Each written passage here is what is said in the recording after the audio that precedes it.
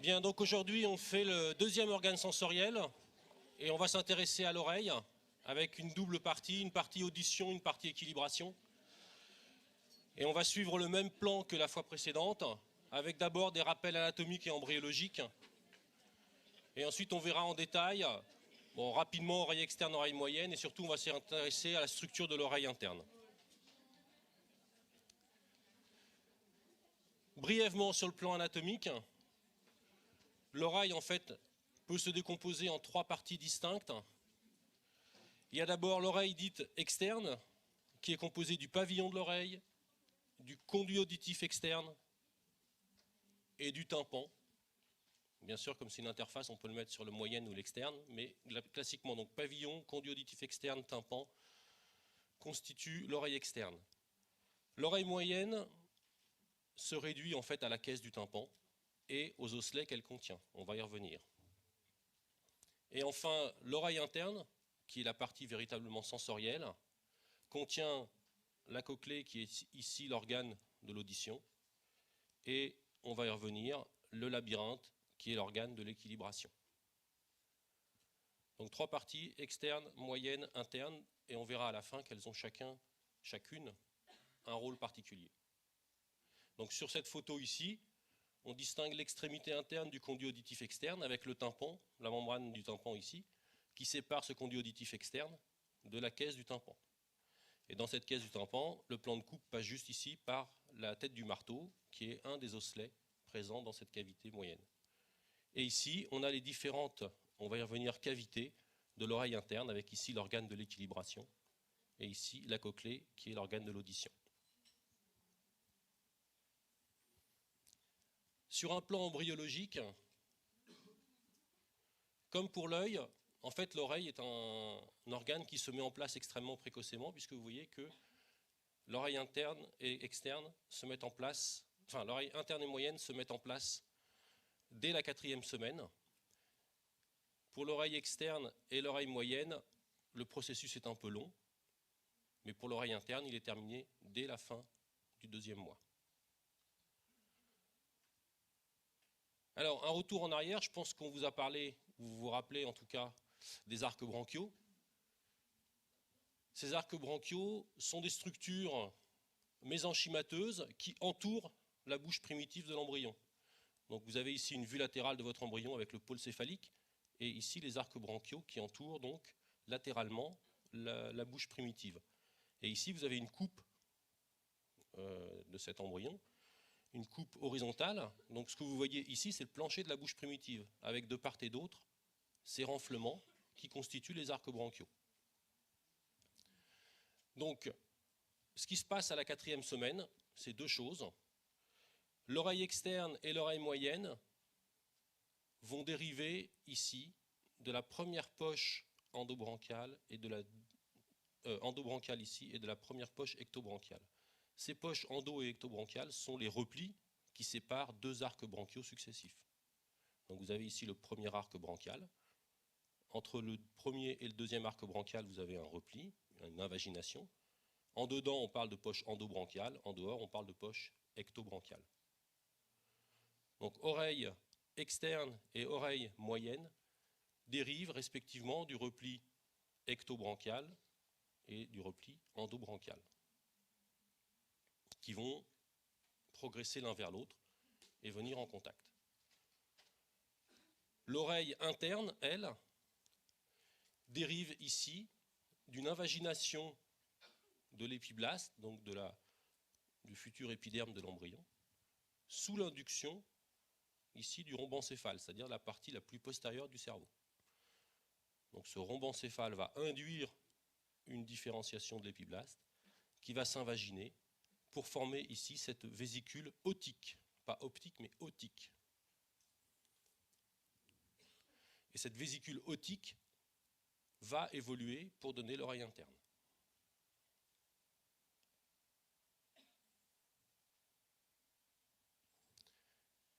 Alors, oreille externe et moyenne d'abord.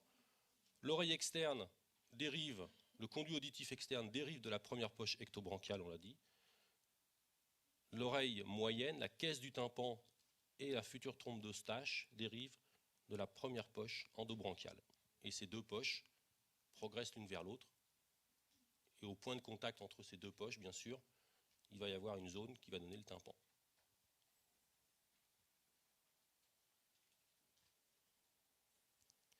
Au niveau de l'oreille externe, on a dit, c'est la caisse du tympan. À l'intérieur de cette caisse du tympan, il y a des osselets.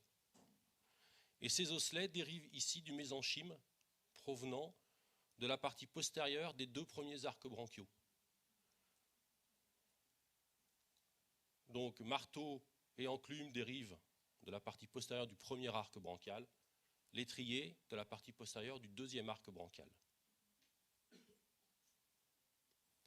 À ce propos, l'étrier, bien sûr, c'est du mésenchyme, donc il va y avoir d'abord un modèle cartilagineux et ensuite ça va s'ossifier. Mais l'étrier est un os particulier, c'est le seul os de l'organisme qui ne soit pas vascularisé, avec comme conséquence, bien sûr, qu'il n'y a pas de réparation possible d'une fracture de l'étrier. Bon, certes, on ne se fracture pas tous les jours l'étrier, mais c'est une particularité qui lui est propre.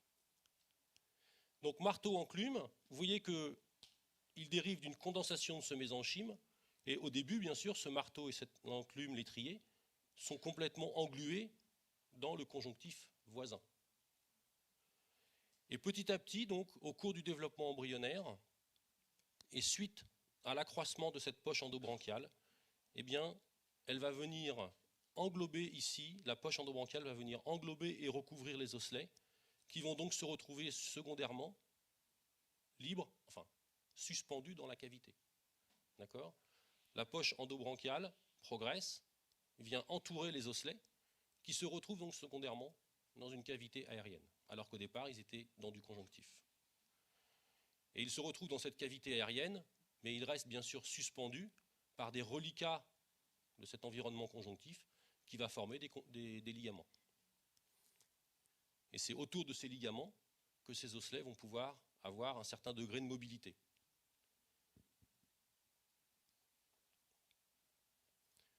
Donc le marteau, l'enclume, l'étrier, qui font le lien entre la membrane tympanique ici et l'oreille interne au niveau de la fenêtre ovale.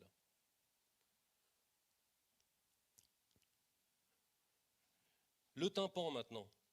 Le tympan, vous l'avez bien compris, eh bien finalement c'est une fine lame de tissu qui résulte de la position de la poche endobranchiale ici avec la poche ectobranchiale ici. Donc c'est une lame de tissu qui va être recouverte d'un épithélium dérivé de la poche ectobranchiale, d'un autre épithélium dérivé de la poche endobranchiale, et avec, encore une fois, un mince reliquat de conjonctif entre les deux. Donc c'est une structure embryologique complexe.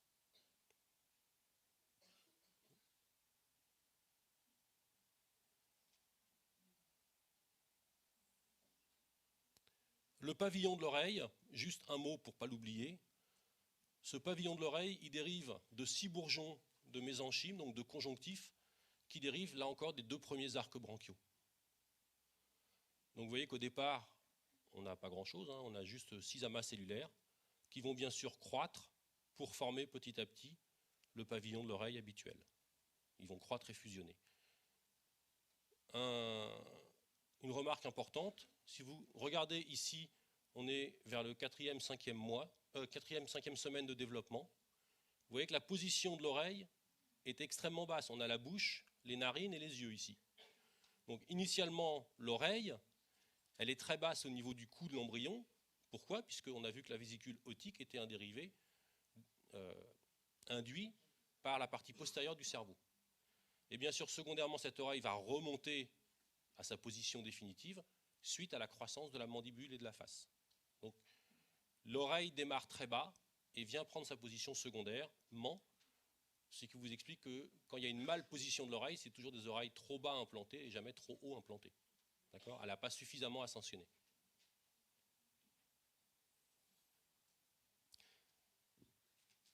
L'oreille interne, donc je vous ai dit, sous l'induction du rhombencéphale, formation de cette placode otique qui va s'invaginer et qui va former cette vésicule otique qui va donner naissance à l'oreille interne. Donc cette vésicule otique est un dérivé épiblastique, d'accord, de la même origine que l'épiderme. Et au niveau de cette vésicule otique, eh bien, il va y avoir une différenciation de cellules sensorielles qui vont donner naissance aux cellules de l'audition et de l'équilibration. Voilà une vue de cette vésicule, avec ici cet épithélium qui commence à se différencier. Et cette vésicule otique va subir une morphogénèse, c'est-à-dire va avoir une forme qui va évoluer pour donner naissance petit à petit aux deux parties fonctionnelles de l'oreille interne, la partie dévolue à l'audition et la partie, on va y revenir ici, dévolue à l'équilibration. Mais globalement, l'oreille interne, elle, est à peu près terminée dès la fin du 2e mois. Voilà, c'est très bref sur l'embryo, mais on peut difficilement faire plus dans le temps imparti. Alors l'histologie maintenant et la structure de cette oreille. Et on va voir que là, c'est vrai pour toute l'histologie, mais c'est particulièrement vrai pour les organes sensoriels. Il y a un lien très étroit entre la structure, bien sûr, et la fonction de ces organes.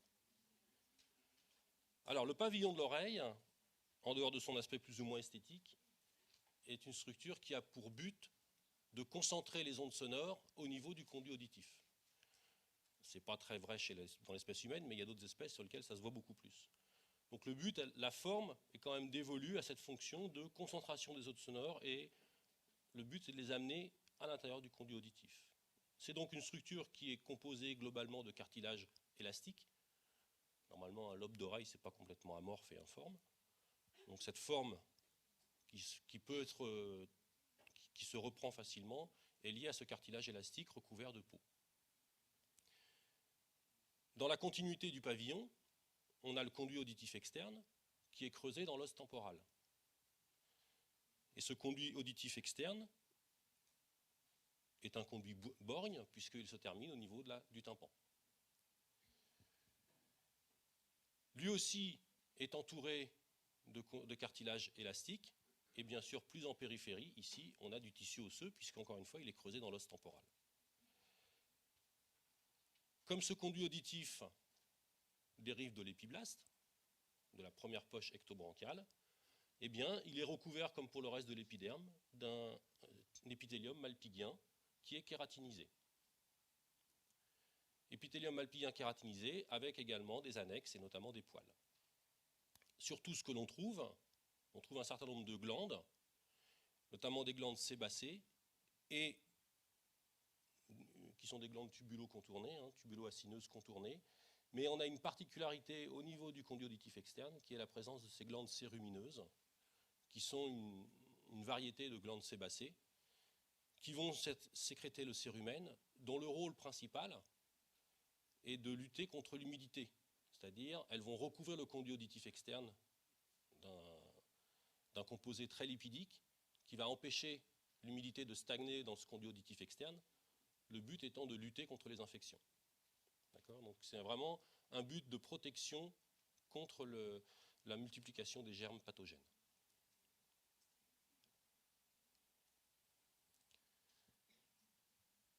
Donc le conduit auditif est fermé en dedans par la membrane tympanique, qui est une membrane très fine, dont vous avez bien compris, vu l'origine embryologique, que sa structure est complexe, avec 3 couches, 2 épithéliums séparant au milieu une mince bande conjonctive. Cette membrane tympanique est reliée à l'os environnant par un anneau fibrocartilagineux qui la maintient tendue et amarrée tout autour. Donc on reconnaît un épithélium externe, et du coup, vu l'origine embryologique, il est tout à fait logique qu'il s'agit d'un épithélium malpighien kératinisé. À la différence du reste du conduit auditif, il n'y a pas d'annexe au niveau du tympan. Donc un épithélium malpighien kératinisé simple.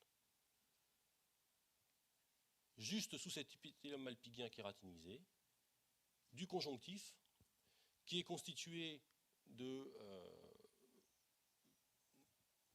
fibres élastiques notamment. Et en fait, ces fibres élastiques sont orientées en 2 couches. Une couche externe qui est centrifuge, c'est-à-dire du centre vers la périphérie du tympan, et une couche plus interne qui est radiaire, donc les fibres ont une orientation circulaire. Alors on distingue très vaguement ici cette limite entre les deux couches, mais bon, ce n'est pas très évident. Le but, bien sûr, est de garder toujours la membrane tympanique tendue, de manière à ce qu'elle capte correctement les sons. Et puis, à la partie interne du tympan, on a un épithélium cubique simple, qui est un dérivé endoblastique, et qui est en fait une version simplifiée de l'épithélium respiratoire, sans cellules ciliées, sans cellules caliciformes, juste des cellules cubiques.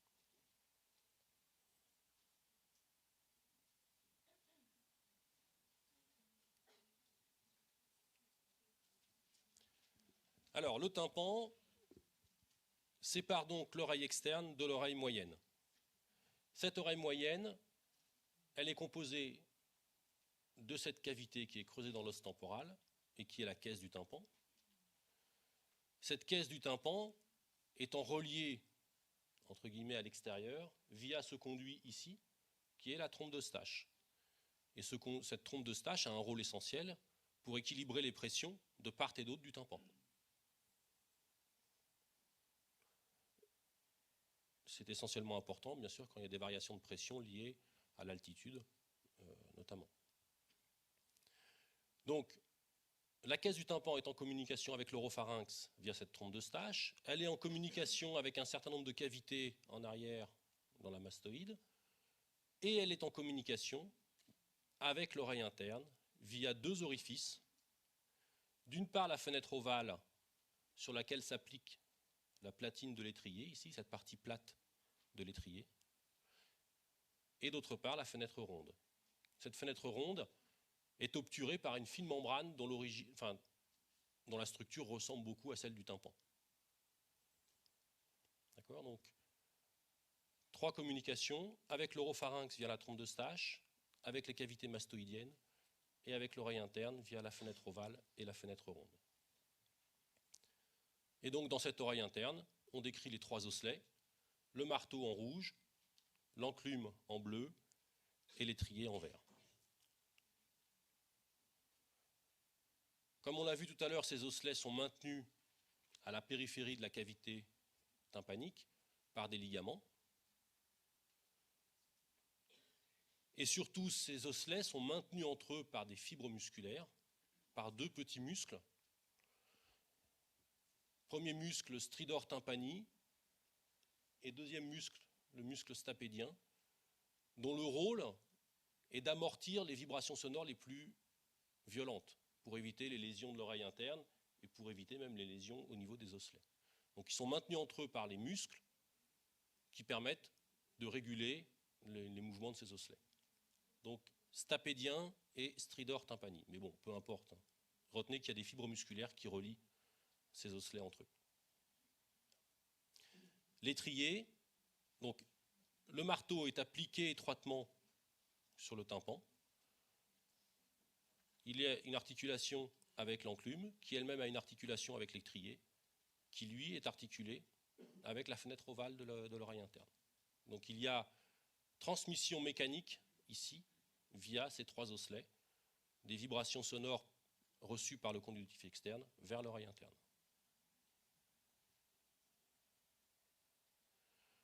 Sur le plan histologique, toute cette cavité tympanique est recouverte d'un épithélium cubique simple, comme celui qui recouvre la face interne du tympan.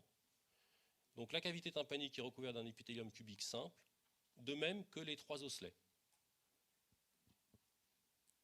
Et cet épithélium cubique, il est assis sur sa basale est très adhérente, bien sûr, au périoste environnant. En revanche, au niveau de la trompe d'Eustache, on retrouve là un épithélium respiratoire classique, pseudostratifié, avec des cellules ciliées et des cellules caliciformes.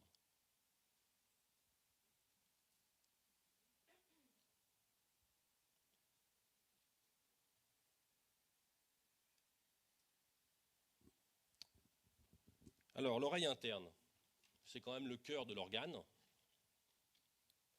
et sa structure est un petit peu complexe. On a vu du développement embryologique que cette oreille interne dérive de la vésicule otique, et qu'il s'agit donc d'une cavité qui est creusée dans l'os temporal.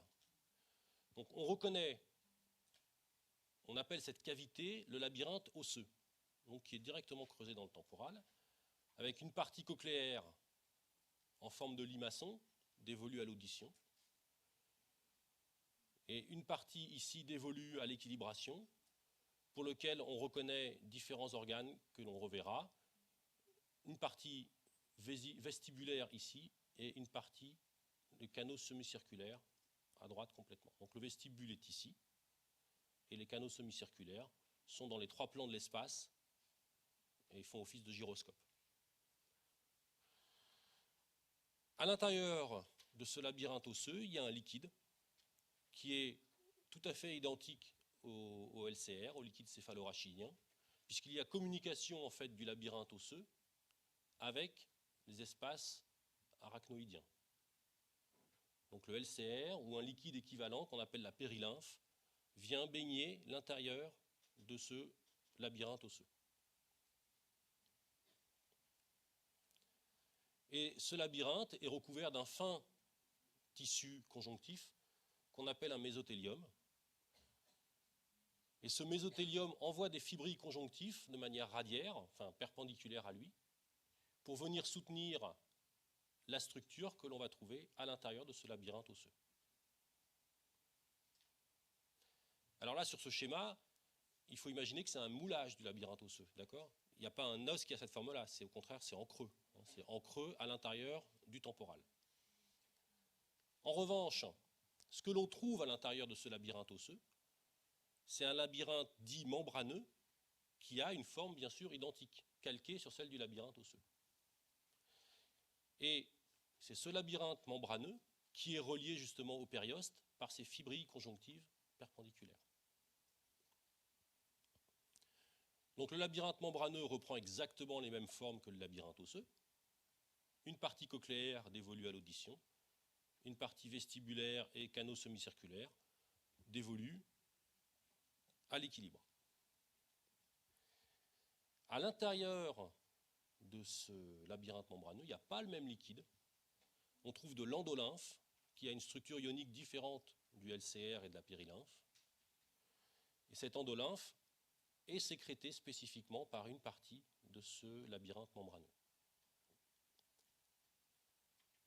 Et ce labyrinthe membraneux est recouvert d'un épithélium pavimenteux simple, d'origine, je vous rappelle, épiblastique. Mais c'est un épithélium simple.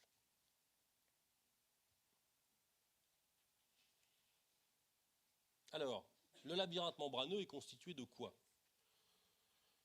Au niveau de la partie vestibulaire, destinée à l'équilibre, donc vous avez en vert ici la cavité du labyrinthe osseux. Et ce que vous avez en bleu, c'est le labyrinthe membraneux. Donc la partie dévolue à l'équilibre, au niveau du vestibule, qui est en communication, vous voyez ici avec l'oreille moyenne, on trouve 2 structures, le sacule et l'utricule. Donc on est d'accord, le vestibule, c'est la cavité du labyrinthe osseux, qui contient le sacule et l'utricule, qui sont 2 structures du labyrinthe membraneux. Et puis, au niveau des canaux semi-circulaires du labyrinthe osseux, eh bien, on trouve des canaux semi-circulaires de forme identique du labyrinthe membraneux. Et enfin, au niveau de la cochlée, eh bien, on trouve une rampe, ce qu'on appelle la rampe cochléaire ici, qui est en fait, qui a la même forme que la cochlée et qui est constituée d'une extension de ce labyrinthe membraneux. Et vous voyez que le sac endolymphatique est ici cette réserve d'endolymphe. Donc c'est une structure complètement fermée, le labyrinthe membraneux, qui n'est pas en communication avec l'extérieur. Ça se termine en cul-de-sac. Alors que le labyrinthe osseux, qui contient la périlymphe, lui, est en communication avec les espaces sous-arachnoïdiens. OK ? Pour cette structure, donc, la cavité dans l'os, c'est le labyrinthe osseux. La structure à l'intérieur de cette cavité, c'est le labyrinthe membraneux.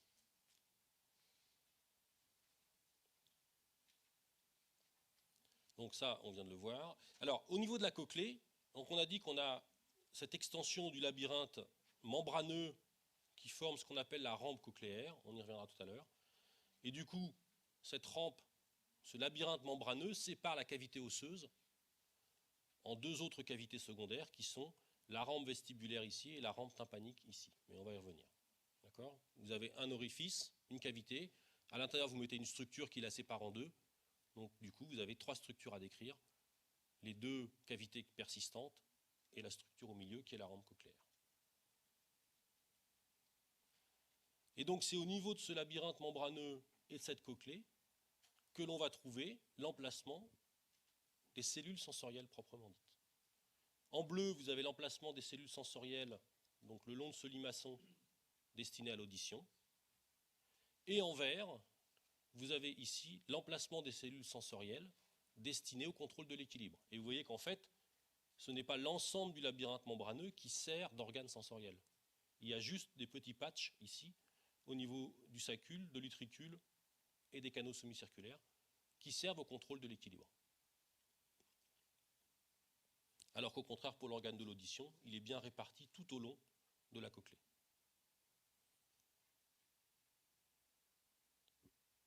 Alors on va commencer par la description du système de contrôle de l'équilibre. Et donc ce système de contrôle de l'équilibre, il est situé au niveau du sacule et de l'utricule pour ce qui est de contrôle des accélérations linéaires, donc dans un plan en deux dimensions, antéro-postérieur ou latéral. Alors que le contrôle de l'équilibre pour les accélérations angulaires, c'est le rôle des canaux semi-circulaires. Donc accélération linéaire, sacule et utricule. Pour les accélérations horizontales, donc c'est le sacule qui est responsable de ce contrôle des accélérations horizontales, alors que les accélérations verticales sont contrôlées par l'utricule. Mais dans les deux structures, le principe est exactement le même. Et donc dans ces deux structures, ce que l'on a vu ici, les petits patchs qui concentrent les cellules sensorielles sont appelés des macules, donc qui sont des petits endroits arrondis, où il y a eu une différenciation de l'épithélium, qu'on a dit, l'épithélium pavimenteux qui recouvre le labyrinthe membraneux, que vous retrouvez ici. Et bien vous voyez qu'il y a des endroits où il y a eu différenciation de cet épithélium pour donner naissance à des cellules sensorielles. Et donc cette différenciation, encore une fois, ne concerne pas l'ensemble de l'utricule ni l'ensemble du sacule, mais uniquement des petites parties qu'on appelle les macules. Alors, au niveau de ces différenciations d'épithélium, on trouve les cellules sensorielles qui vont être capables de détecter ces accélérations. Et ces cellules sensorielles ou réceptrices sont des cellules ciliées. Comme toujours dans du tissu sensoriel ou nerveux, ces cellules ne sont pas isolées, mais elles sont étroitement associées à des cellules de soutien qui vont les nourrir et qui vont leur permettre de jouer leur rôle. Donc vous avez ici les cellules sensorielles en jaune sur ce schéma, et toutes les autres cellules en blanc sont des cellules de soutien qui entourent entièrement ces cellules sensorielles. Et puis, ces cellules sensorielles ne sont pas des cellules nerveuses, donc elles ne donnent pas de prolongement axonal, contrairement à ce qu'on a vu dans la rétine. En revanche, elles sont en étroite association avec des prolongements nerveux issus du cerveau, et qui viennent ici faire contact au niveau des corps cellulaires pour récupérer l'information. Donc des cellules sensorielles, des cellules de soutien, nombreux contacts nerveux au pôle basal de ces cellules. Et le dernier élément important, c'est cette membrane dite autolytique.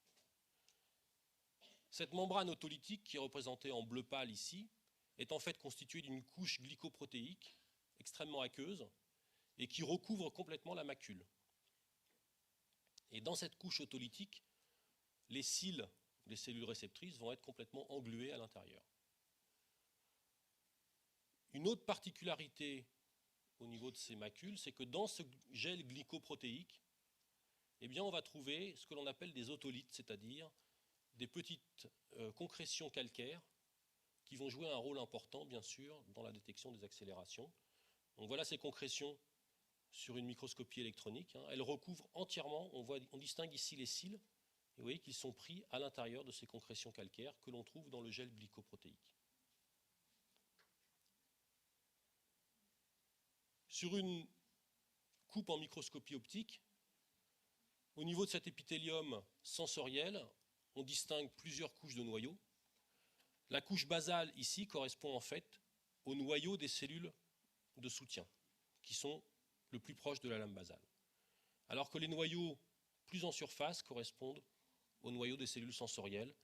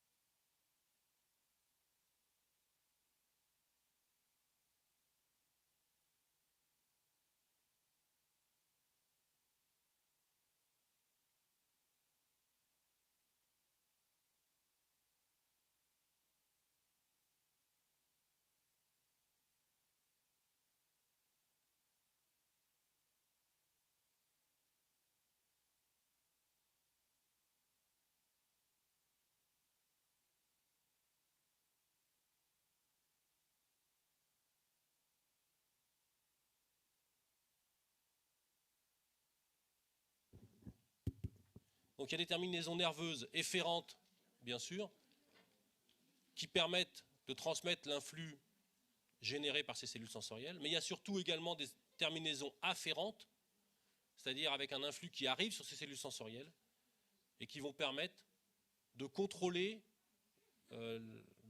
l'action de ces cellules, et notamment qui va nous permettre de discriminer dans un brouhaha un bruit particulier. Donc de mettre certaines cellules au repos pour se focaliser sur l'influx généré par certaines d'entre elles. Donc cette fois-ci, on a un influx nerveux en double sens. Donc on a vu accélération linéaire, c'est sacule et utricule. Pour ce qui est des accélérations angulaires cette fois-ci,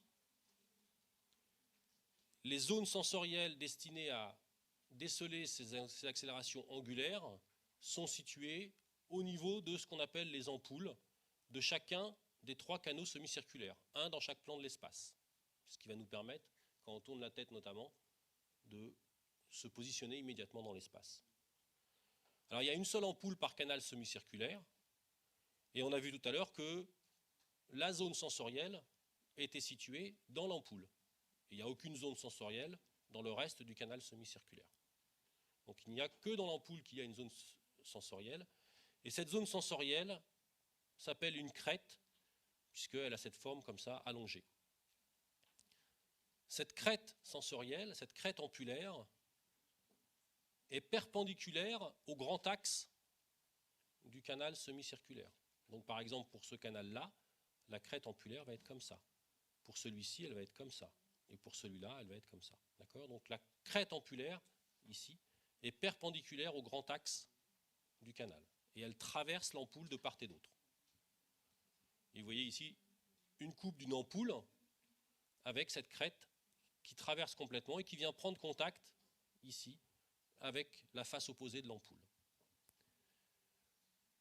Sur le plan histologique, ces crêtes ampulaires ont une structure qui ressemble tout à fait à celle que l'on vient de décrire pour les macules, c'est-à-dire qu'il y a des cellules sensorielles soutenues par des cellules de soutien, avec cils et kinétocyle, stéréocyle et kinétocyle, et qui sont recouvertes ici par ce gel glycoprotéique. La différence par rapport aux macules, c'est que dans ce gel glycoprotéique, on ne trouve pas d'otolite. Donc les structures des cellules sensorielles, la structure des cellules sensorielles est identique à celle que l'on a décrite pour les macules.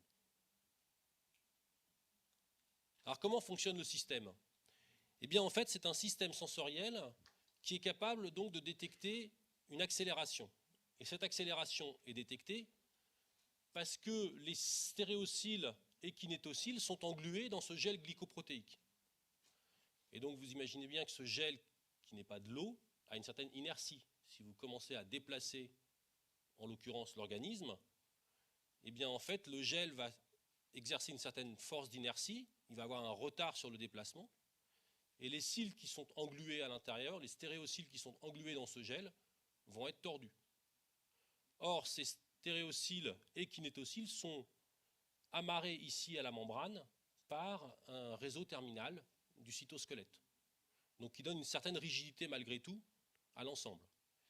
Et donc si les cils sont inclinés vers le stéréocyle, vers le kinétocyle, du fait de cette inertie du gel glycoprotéique, il va y avoir une déformation de la membrane plasmique, ici au niveau apical de la cellule, qui va être en fait le signal déclencheur, qui va être le signal qui va générer l'influx.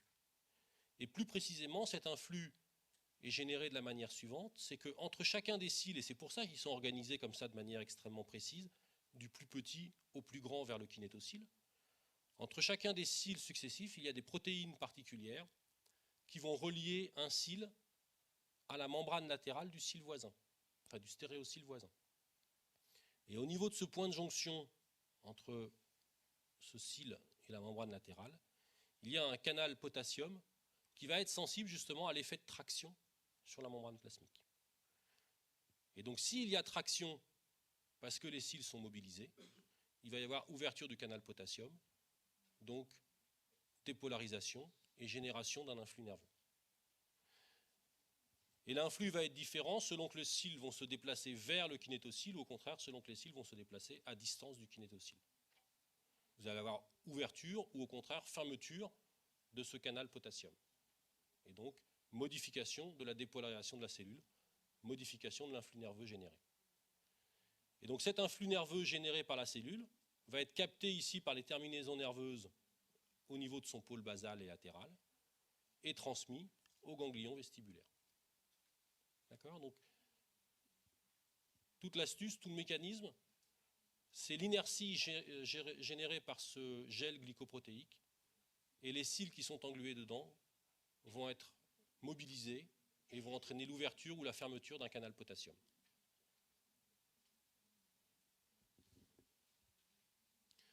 Alors on va passer maintenant à l'audition, donc deuxième fonction de l'oreille, équilibre, et deuxième partie, audition. Et l'audition, c'est le domaine de la cochlée. Cette cochlée, elle est incluse dans cette partie arrondie, enroulée sur elle-même en forme de limaçon du labyrinthe osseux. Donc on parle de limaçon osseux, et ce limaçon, bien sûr, puisqu'il y a 2 tours et demi de spire, il y a un axe osseux au centre qu'on appelle la columelle. Donc ça, c'est l'axe osseux du limaçon. Et en périphérie, il y a un renforcement tout autour de ces tours de spire que l'on appelle la lame des contours. Donc une structure osseuse creusée dans le temporal. Et comme pour le reste de l'oreille interne, on a à l'intérieur une structure membraneuse, donc la cochlée membraneuse, que l'on distingue ici, à chaque fois, au centre. Donc là, on a un tour de spire, enfin, on a une coupe du tour de spire, donc du labyrinthe osseux, et à l'intérieur, on a ce labyrinthe membraneux, qui est représenté ici par cette structure triangulaire, qui est à l'intérieur du labyrinthe osseux. Ce labyrinthe membraneux, on l'appelle rampe cochléaire. Et bien sûr, comme ce labyrinthe membraneux sépare entièrement la cavité du labyrinthe osseux, ce labyrinthe osseux se retrouve séparé en 2 cavités. D'une part, la rampe dite vestibulaire, et d'autre part, la rampe dite tympanique. Donc, rampe vestibulaire, rampe cochléaire qui est le labyrinthe membraneux, et rampe tympanique qui est la deuxième cavité persistante du labyrinthe osseux. Est-ce que vous avez compris le système? Donc 3 espaces successifs qui vont avoir bien sûr un rôle dans l'audition. À l'extrémité, au sommet de ce colimaçon, il y a un orifice qu'on appelle hélicotrème et qui permet de faire communiquer la rampe vestibulaire avec la rampe tympanique. C'est le seul endroit où il y a communication entre rampe vestibulaire et rampe tympanique. Partout ailleurs, ces 2 rampes sont séparées par la rampe cochléaire. Et je vous rappelle, comme partout ailleurs dans l'oreille interne, on trouve de la périlymphe dans la rampe vestibulaire et rampe tympanique, puisque c'est le labyrinthe osseux, et de l'endolymphe dans la rampe cochléaire, qui est le labyrinthe membraneux.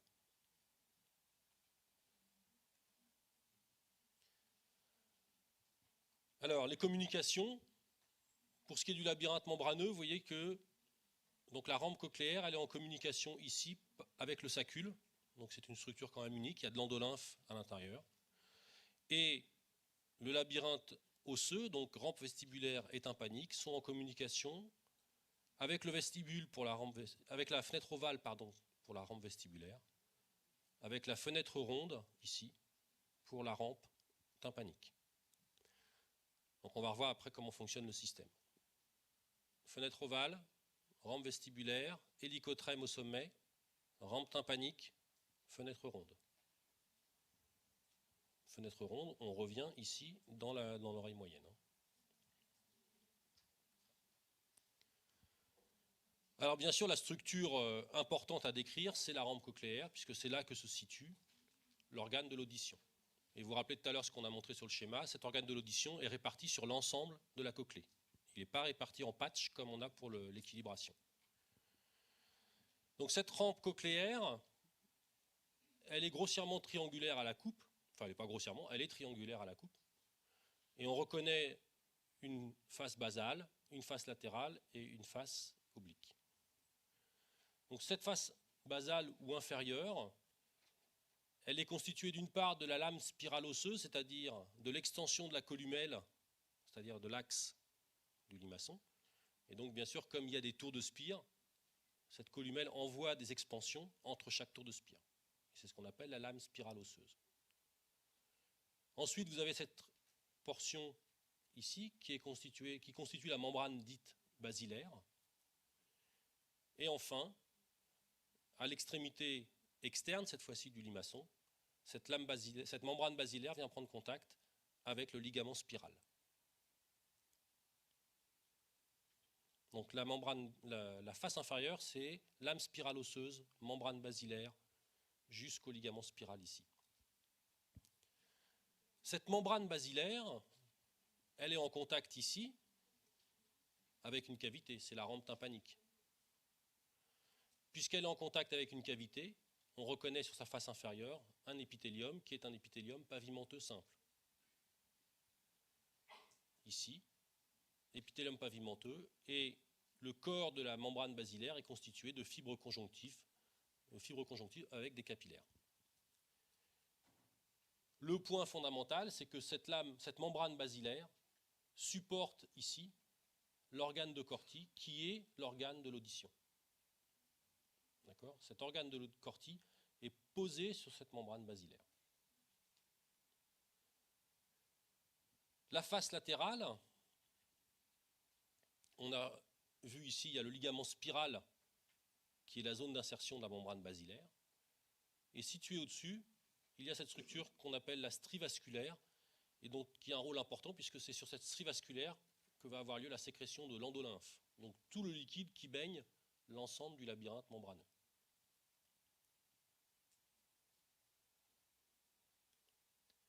Et enfin, la face supérieure oblique, elle est constituée, comme vous le voyez, d'une très fine membrane qu'on appelle la membrane de Reissner. Et cette membrane de Reissner, un peu dans le même style que ce qu'on a décrit pour le tympan, est constituée de deux épithéliums très fins, des épithéliums pavimenteux simples, avec quelques fibres conjonctives entre les deux. Et cette membrane de Reissner, elle relie la lame des contours en périphérie jusqu'à la bandelette sillonnée ici, qui repose sur la lame spirale osseuse. Bandelette sillonnée, cette structure qui est située ici et qui est constituée de conjonctifs qui reposent sur cette lame spirale osseuse.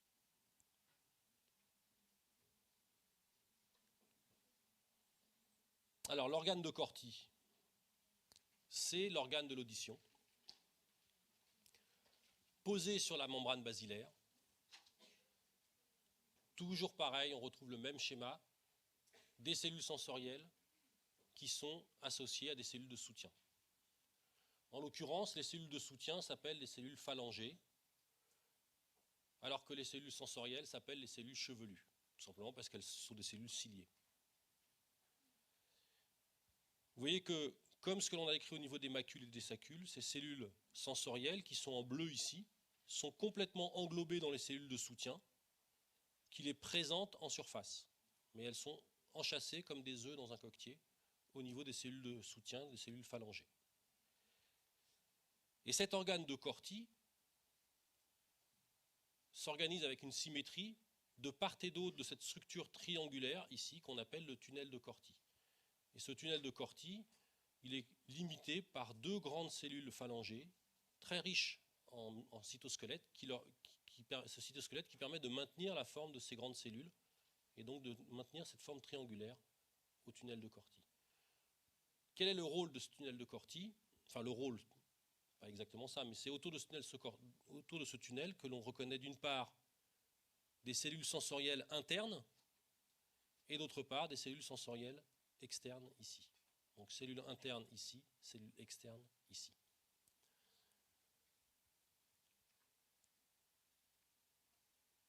Au-dessus des cellules sensorielles, on retrouve une structure identique dans son principe à celle qu'on a décrite au niveau des macules et saccules, à savoir ce qu'on appelle la membrana tinctoria, qui est un gel composé de glycosaminoglycane, donc un gel hydraté, et qui vient là encore engluer en surface ici les extrémités des cellules ciliées externes. Il semblerait, en fonction des bouquins, vous pouvez voir des choses différentes, il semblerait que les cils des cellules internes ne soient pas englués dans cette membrana tinctoria.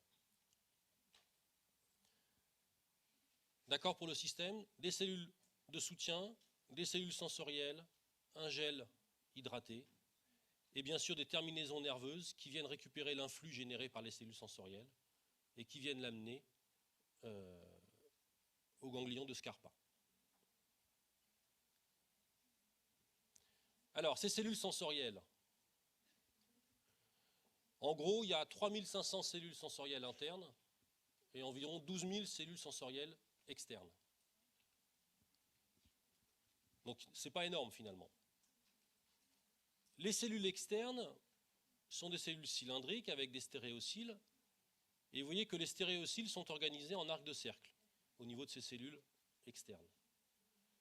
Et en fonction des différents tours de spire de la cochlée, on reconnaît 3 ou 5 rangées de cellules externes.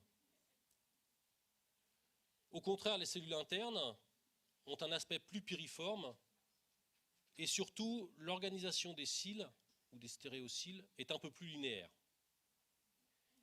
Et encore une fois, le point essentiel, c'est qu'il y a une seule rangée de cellules sensorielles internes.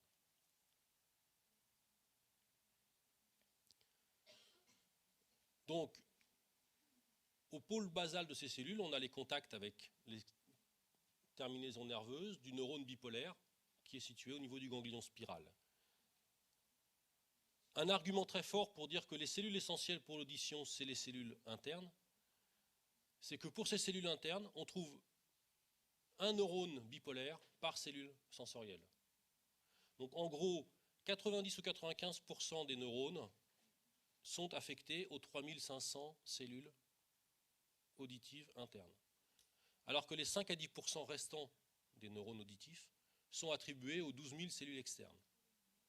Donc un peu dans le même ordre d'idée que ce que l'on a vu au niveau de la rétine, il y a les cellules internes qui seraient dévolues à la perception fine, puisque c'est un neurone par cellule, alors que les cellules externes auraient un rôle régulateur ou de meilleure sensibilité, puisqu'il y a un neurone pour un grand nombre de cellules externes.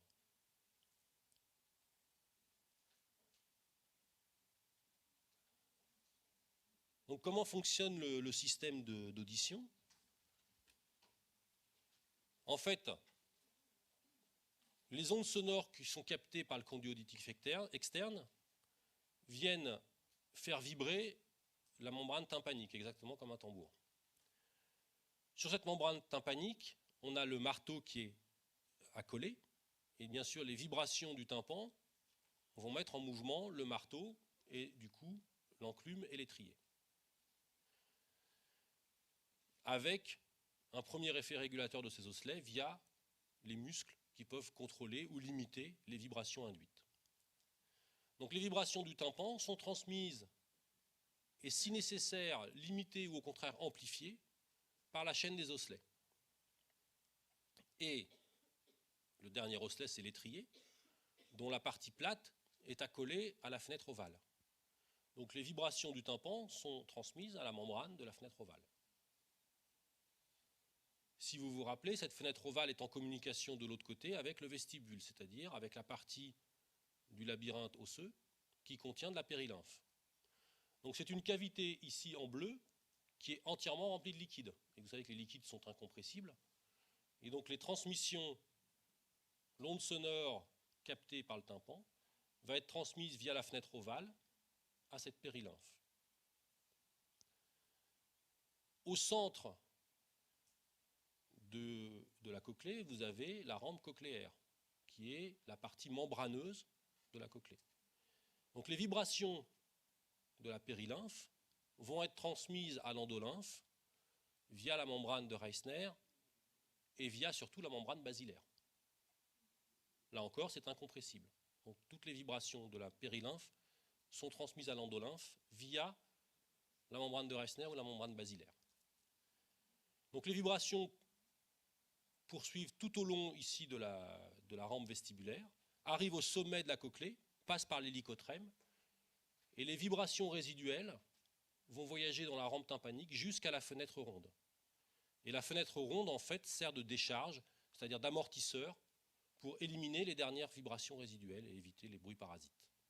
Donc, tout ce qui persiste comme vibration au niveau de la périlymphe est amorti ici, au niveau de la fenêtre ronde.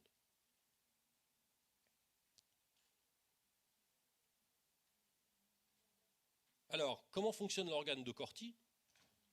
Suite à ces vibrations, il y a mise en vibration également de la membrane basilaire. Et du coup, cette vibration de la membrane basilaire va également faire vibrer les cellules sensorielles et, encore une fois, mettre en mouvement les cils situés au sommet de ces cellules sensorielles. Et c'est cette mise en mouvement des cils qui va générer l'influx nerveux qui va être capté par les cellules du ganglion spiral.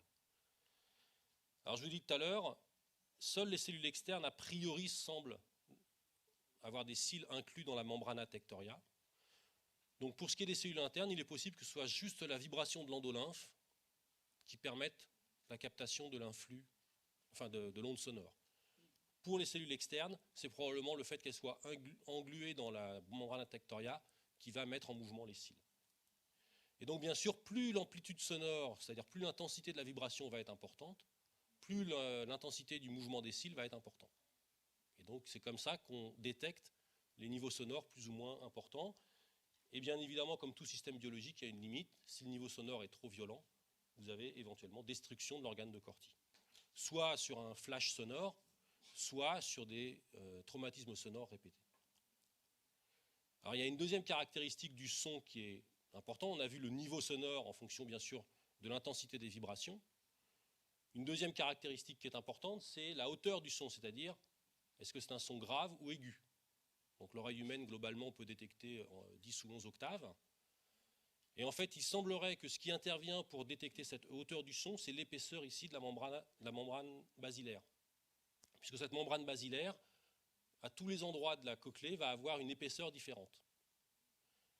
Et donc, en fonction de l'épaisseur de la membrane basilaire, chaque onde sonore de fréquence donnée va mettre en vibration, principalement et préférentiellement, la membrane basilaire d'épaisseur adaptée. Ce qui permet de détecter les hauteurs de son à différents endroits de la cochlée. Les graves et les aigus ne vont pas être détectés au même niveau. Et ça, c'est essentiellement en fonction de cette épaisseur de la membrane basilaire. Voilà pour aujourd'hui. C'était un peu moins chargé que sur l'œil. Et quelques bouquins qui pourront vous aider pour tous les détails.